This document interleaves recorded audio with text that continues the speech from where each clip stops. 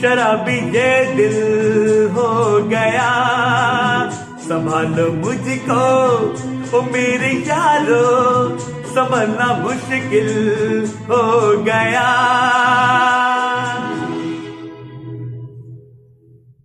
बताइए, आपने संगीत के क्षेत्र में शुरुआत की और मैं जानना चाहूंगी क्या आपने क्लासिकल भी सीखा है, तो ये प्लीज बताइए हमें, और इसके बाद आपका एक खूबसूरत सा गाया हुआ गाना हम दर्शकों तक पहुंचाएंगे।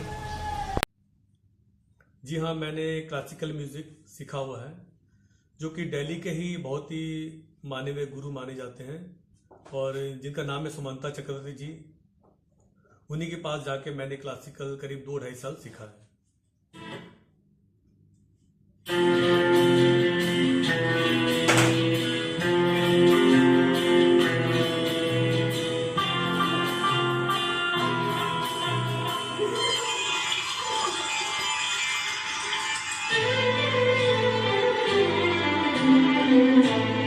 झलकाए जा आइए आपकी आंखों के नाम, होठों के नाम, झलकाए जा आइए आपकी आंखों के नाम, होठों के नाम, आंखों के नाम, होठों के नाम।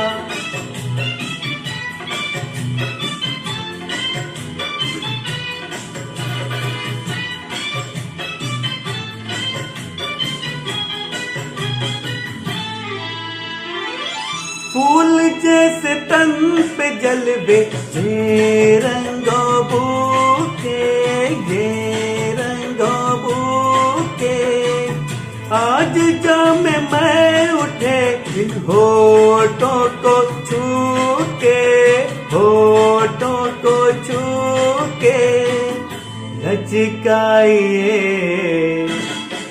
शाखे बदन, महकाइए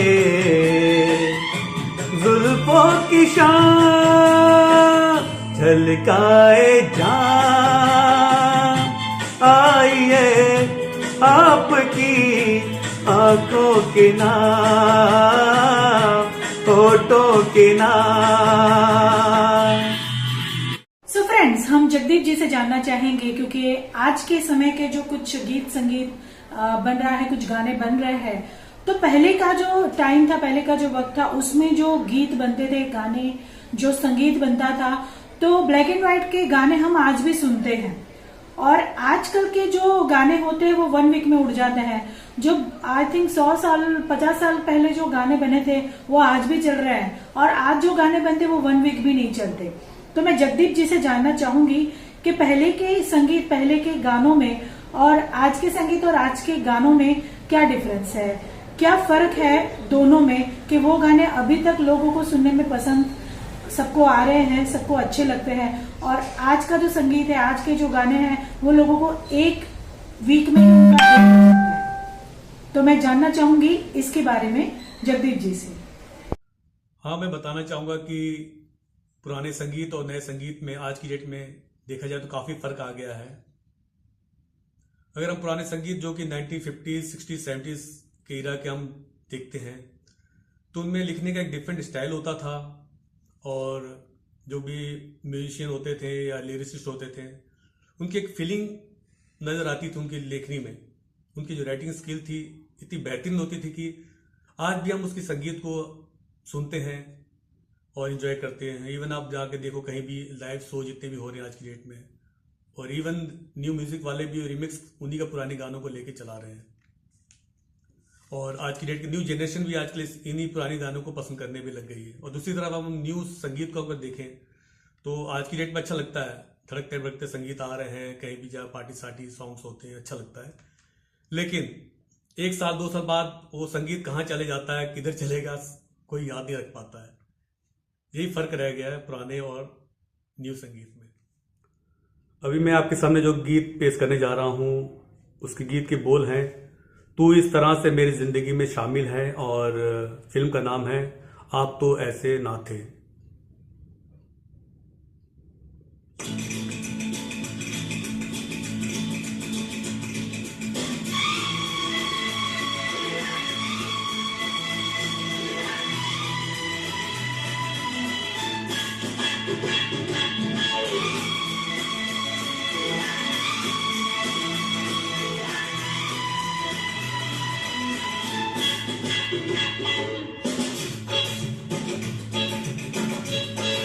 तू इस तरह से मेरी जिंदगी में शामिल है, तू इस तरह से मेरी जिंदगी में शामिल है। जहां भी जाऊं ये लगता है तेरी महफिल है। तू इस तरह से मेरी जिंदगी में शामिल है।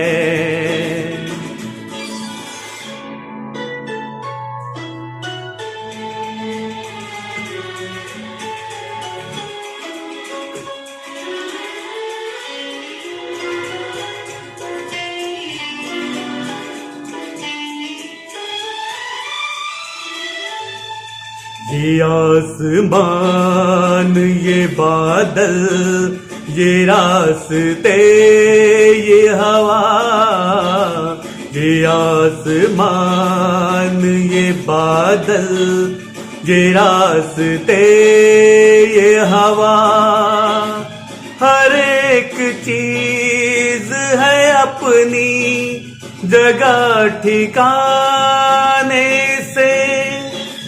कई दिनों से शिकायत नहीं जमाने से। ये जिंदगी है सफर, तू सफर की मंजिल है। जहां भी जाऊं ये लगता है तेरी महफिल है। तू इस तरह से मेरी जिंदगी में शामिल है। सो फ्रेंड्स, अभी हमने कोरोना कोविड के टाइम ऑफ पीरियड में एक बहुत ही स्ट्रॉन्ग लॉकडाउन हमने फॉलो किया। तो उस लॉकडाउन में हमने काफी सारी चीजें फेस की थी। तो मैं जगदीप जी से ये पूछना चाहती हूँ कि इस लॉकडाउन में जो हम सबने सफर किया है, उसके साथ साथ लॉकडाउन में संगीत किस तरह से हेल्पफुल रहा है, ये बताइए। जहां तक सवाल कोविड का है, जब कोविड करीब मार्च के महीने में आया इंडिया में, इसका काफी बुरा असर हुआ इंडिया में क्या पूरे वर्ल्ड में ही। म्यूजिक इंडस्ट्री नेचुरली पूरी मुंबई की पूरी ठप कर गई थी और जितने इवेंट्स और लाइव शोज सिंगर्स जो करते थे या राइटर लिखते सब बंद पड़ गया था। हालांकि घर में बैठने के बाद जब 1 महीना 2 महीना पार हुआ, फिर से दोबारा से उनको लगा कि नहीं, हम घर में बैठ के भी काम कर सकते हैं। फिर उन्होंने अपना घर से ही ऑपरेट करना स्टार्ट किया। घर से उन्होंने इवन फेसबुक, इंस्टाग्राम और यूट्यूब के जरिए ही सबको कॉन्टेक्ट में लाना स्टार्ट किया और लाइव शो स्टार्ट किए। तो मैं देखता हूँ वो लोग जो पहले काफी डिप्रेशन में जा रहे थे, अच्छे से सिंगर भी, क्योंकि इनकम उनकी बंद हो गई थी, लेकिन जब उन्होंने फिर दोबारा वर्चुअल सिंगिंग स्टाइल उन्होंने फॉलो किया तो धीरे धीरे फिर दोबारा से लाइव प्रोग्राम करने लगे। कुछ इनकम उनकी स्टार्ट भी हो गई और अभी पिछले 2 महीने से तो नेचुरली दिल्ली में कह लो या कहीं भी इंडिया में दोबारा सा एंटरटेनमेंट फिर से स्टार्ट हो गया। लोगों को शादी ब्याह में फिर गाने लग गए। सिंगर फिर से दोबारा जैसे पहले काम था वैसे स्टार्ट हो चुका है और एंटरटेनमेंट जैसे पहले था फिर से पूरी तरह से छा गया है। अभी मैं आपके सामने जो फिल्म का गाना गाने जा रहा हूं, फिल्म का नाम है कश्मीर की कली और जिसका बहुत ही फेवरेट, बहुत ही अच्छा शानदार गाना है जो कि काफी हिट हुआ था उन दिनों में। उसके बोल हैं, है दुनिया उसी की जमाना उसी का।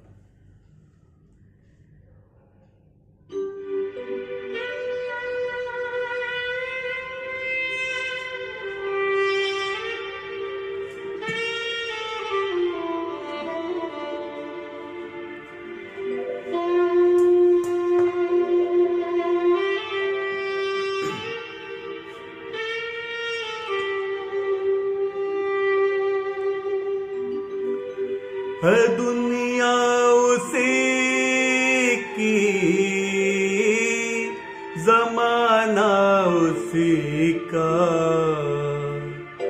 मोहब्बत में जो हो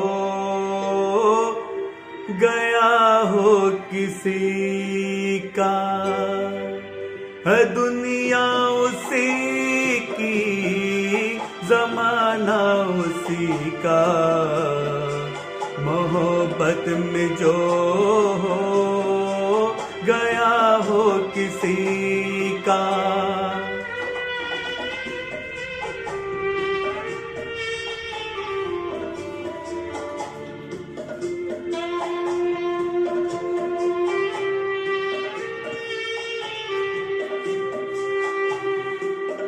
लुटा जो मुसाफिर दिल के सफर में, है जन्नत ये दुनिया उसकी नजर में। लुटा जो मुसाफिर दिल के सफर में, है जन्नत ये दुनिया उसकी नजर में। उसी ने है लूटा मजा जिंदगी का, मोहब्बत में जो हो गया हो किसी का।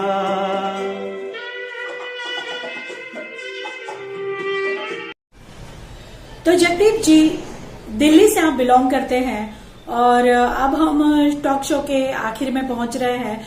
तो मैं आपसे पूछना चाहती हूं कि आप अपने अनुभव जो आपके लाइफ में रहे हैं, आपने कैसे शुरुआत की थी, सिंगिंग फील्ड में आप कैसे आए, आपने अब तक कितने शोज किए हैं और आपका फ्यूचर का सपना क्या है, ये हमें बताइए। और इसी के साथ हम जगदीप जी के खूबसूरत आंसर के साथ और एक प्यारे से गीत के बाद हम दर्शकों से विदा लेंगे। और आपको मेरा शो देखते रहना है और मेरे चैनल को सब्सक्राइब करना है। मैं जैसे बताया आपको, मैंने पहले भी बताया था आपको, मैं क्लास 2 में था जब से मैंने गाना शुरुआत कर दी थी। मैं स्कूल में गा रहा था। स्कूल में जितने भी हमारे प्रोग्राम होते थे, सोलो सॉन्ग्स और ग्रुप सॉन्ग होते थे, मैं स्कूल में हर जगह पार्टिसिपेट करता था और हर साल मैं फर्स्ट आता था सिंगिंग में। इसी तरह स्कूल में प्रोग्राम चलते रहे और धीरे धीरे जब मैं क्लास 6-7 में आया तो मुझे और मौका मिला और आसपास के जितने भी कॉलेज थे, स्कूल्स थे या कंपनी थी, वो सब जगह इन्विटेशन आने लग गया था मुझे सिंगिंग के लिए। और मेरे पास, घर के पास भी एक गुरुद्वारा था, वहाँ भी मैं रेगुलर अपने सिमरन और शबद कीर्तन वगैरह मैं करता था वहाँ रेगुलर। और आसपास के जितने भी मैरिज पार्टियाँ होती थी वहाँ से इन्विटेशन आने लग गया था। तो मैं रेगुलर बिजी हो गया था, पढ़ाई के साथ साथ मैं सिंगिंग लाइन में आ ही गया था।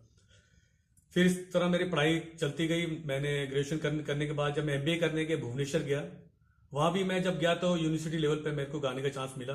और हमारे इवन एमबीए इंस्टीट्यूट वाले भी काफ़ी प्रोग्राम करते थे, इवेंट्स वगैरह कराते थे। तो हर प्रोग्राम में मैं पार्टिसिपेट करता था सिंगिंग में, जा जाके जहाँ जहाँ मौका मिलता रहा मैं करता रहा हूँ।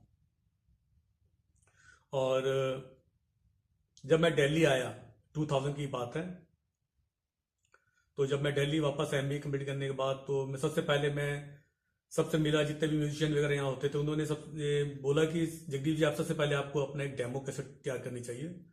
तो ये आप कहीं प्रेजेंटेशन दोगे तो आपको कोई बंदा सुनने के बाद ही सोच सकता है कि आपको गाना किस तरह का दिया जाए और क्या प्रोग्राम आपके लिए सेट बैठेगा नहीं बैठेगा।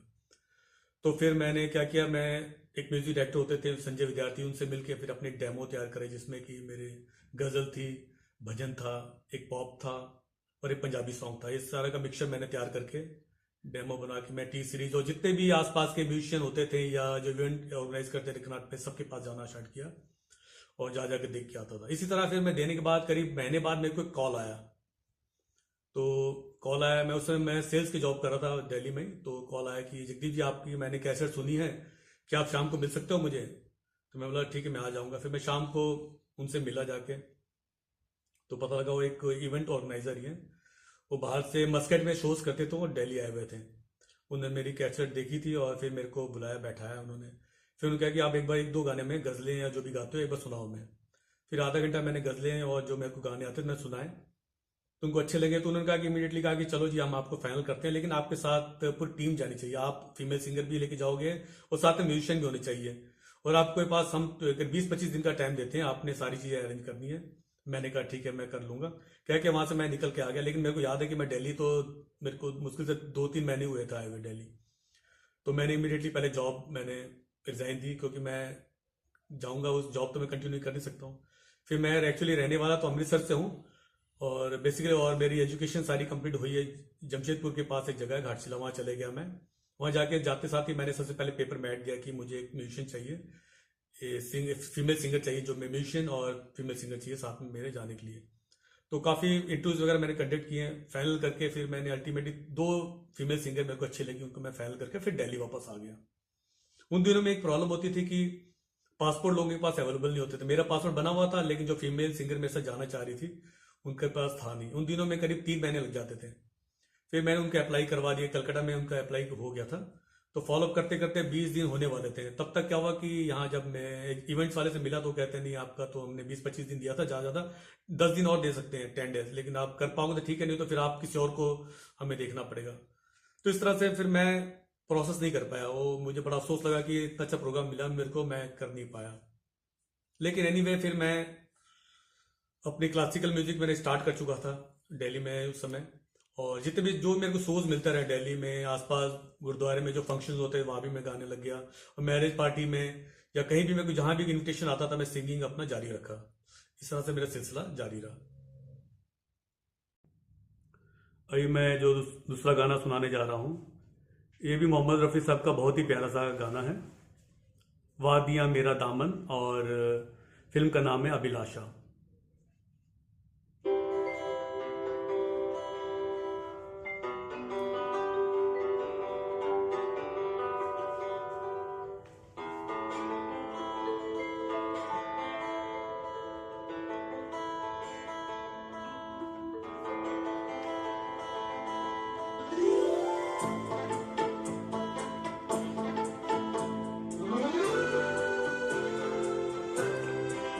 वादियाँ मेरा दामन, रास्ते मेरी बाहें, जाओ मेरे सिवा तुम कहाँ जाओगे।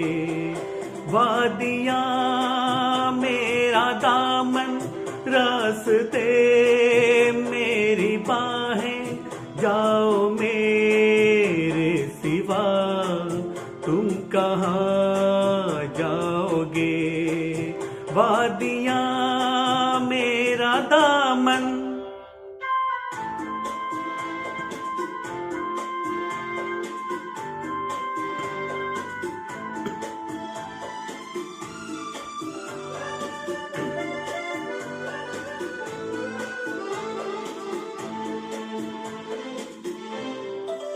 जब चुराओगे तन तुम किसी बात से,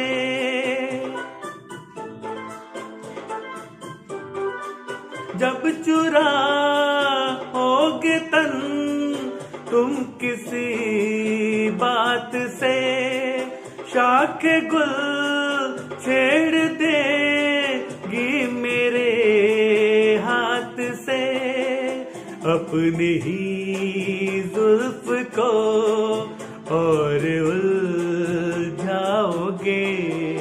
वादियाँ मेरा दामन, रास्ते मेरी बाहें, जाओ मेरे सिवा तुम कहाँ जाओगे। वादियाँ